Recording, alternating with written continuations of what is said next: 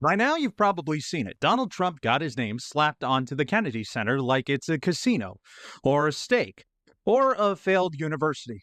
And ever since, it's been a slow motion train wreck of lawsuits, congressional pushback, and performers bailing. It's a national performing arts institution, a memorial to John F. Kennedy. And Trump looked at it and went, needs more me. Welcome back to Raw America. My name is Michael St. Gregory. Let's talk about this. This isn't about art. This is about ego, branding, and the compulsive need to staple your name onto anything that already has prestige so you can pretend you built the prestige. Because the Kennedy Center is not just a fancy building where rich people clap politely and then move on to the next thing they don't care about. It's a national cultural institution. It has education programs, touring productions, resident companies. It is meant to be a living memorial.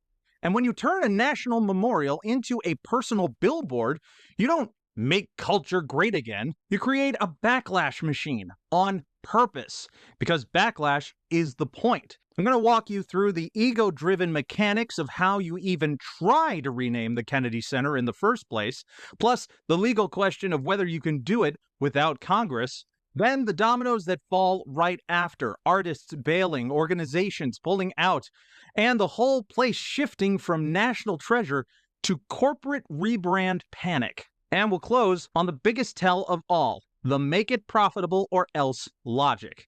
Because once you hear it, you realize this was never really about the arts. It's about branding with donors. I always like to show the receipts here because this story is a perfect storm of, is this legal? Is this embarrassing? And why is this happening to a building named for JFK? Here's what first actually happened. And that's the important part. This isn't just people mad online.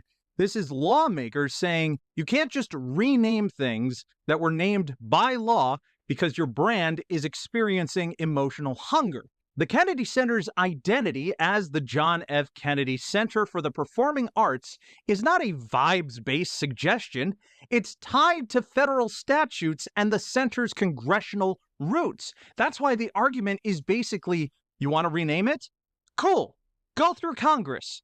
Which is a pretty wild moment for America respecting the law, as that is now considered a partisan aesthetic all of a sudden. And here's the part that's uniquely ridiculous. This isn't like slapping your name on a golf course that you already owned. This is a national memorial to JFK. You're not rebranding. When you try to do this, you're trying to overwrite. So, step one, name literally just gets slapped on. Step two, lawmakers say, that's not how any of this works. Now, step three, the arts world reacts. Here's where it stops being politically petty and becomes institutional crisis. Because the second you turn a national arts institution into a personal brand, the arts world goes, cool. So is this a theater or is it a campaign office with better lighting? And this isn't one person just saying, oh, I'm busy that night, I can't do anything. No, this is a pattern. And then because every story needs a main character, who makes it worse? Enter Richard Grinnell. For decades, arts centers are struggling.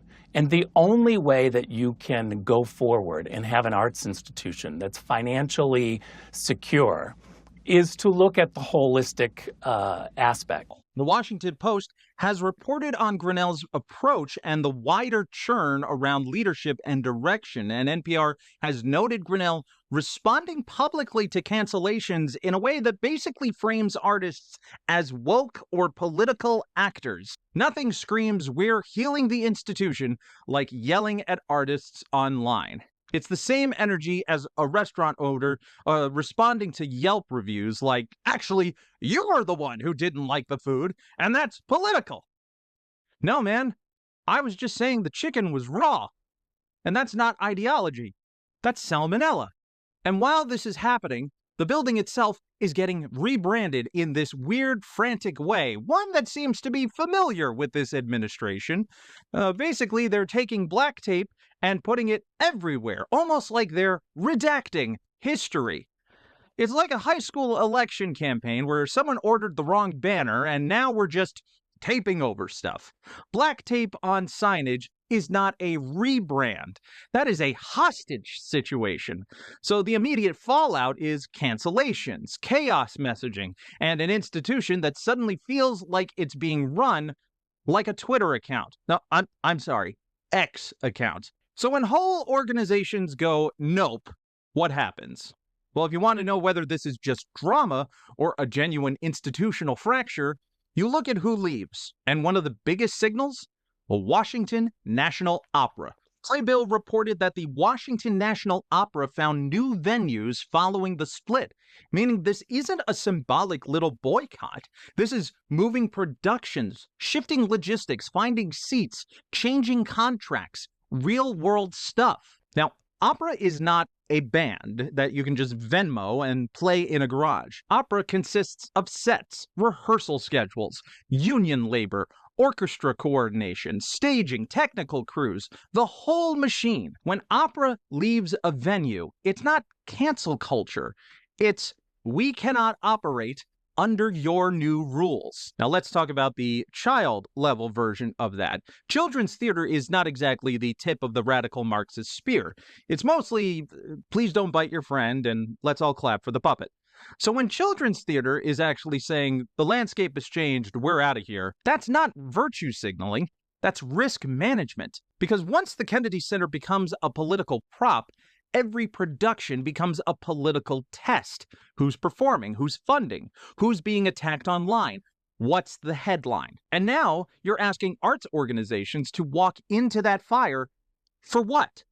So Trump can have his name in a place where people wear tuxedos? The point isn't just shows or performances. It's legitimacy. That's why this move is so on brand. Trump loves prestige-level real estate, and the Kennedy Center is prestige real estate for America's cultural life. He can't build that from scratch, not that he ever done anything like that in his life, so he does what he always does. Put his claim on the existing thing, and then just claim the feeling of it. At this point, we've got cancellations, major partners leaving, kids organizations pulling out, and the public narrative turning the Kennedy Center into a national punchline.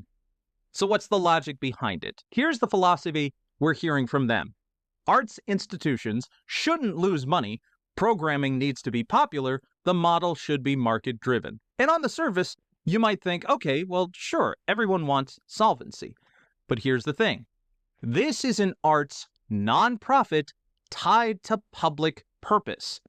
The arts do not function like a Taco Bell. Let me ground this in reality for you. Big arts institutions rely on a mix of ticket sales, philanthropy, sponsorships, grants, endowments, and public support. If you demand everything must be profit positive, you don't fix the arts. You shrink the mission until only the safest, most sponsor-friendly programming survives. And that is the tell. Because when leadership says popular programming and donors must like it, what they're describing is a filtered art through political and corporate comfort. And look, I'm not trying to be precious about art. I'm not saying everything needs to be a 6-hour interpretive dance called late capitalism, the rash. I'm saying the Kennedy Center's job is not to become a billboard for a politician or a donor satisfaction machine and a culture war battlefield where artists are pre-screened for ideological purity. Because once you do that, the talent leaves, the partners leave, and the audience says goodbye. And congratulations, you didn't save the Kennedy Center. You turned it into a husk of prestige. Well, if you have to slap your name on a national memorial to feel powerful, you're not building culture. You're just consuming it. And when the fallout shows up as cancellations, walkouts, venue changes, and public embarrassment show their face even more, that is not a woke mob. That is consequence for your actions. Something that they are completely unfamiliar with, or at least will deny for the rest of their natural lives. And if you're wondering why it is feeling so familiar, it's because this is always the pattern. It's the same logic as everything else. turn institutions into loyalty tests, turn prestige into branding, turn public life into personal property. Now we want to hear from you. What's the most ridiculous part of this to you? Trying to rename a JFK memorial like it's a hotel, the cancellation wave, the major arts organizations finding new venues, or the black tape rebrand energy that looks like a scammer's Craigslist apartment tour. And for stories like this and so much more, be sure to support independent journalism just like us by hitting like, subscribe, and sharing these videos to the public. And in fact, share this with a friend who keeps saying it's probably not that big a deal, because it is. It's how institutions get hollowed out in plain sight. Remember, this is how political power tries to control public institutions. And what happens when the public says no? Well, the only way to find out is when we actually say it. I'm Michael St. Gregory. This is Raw America.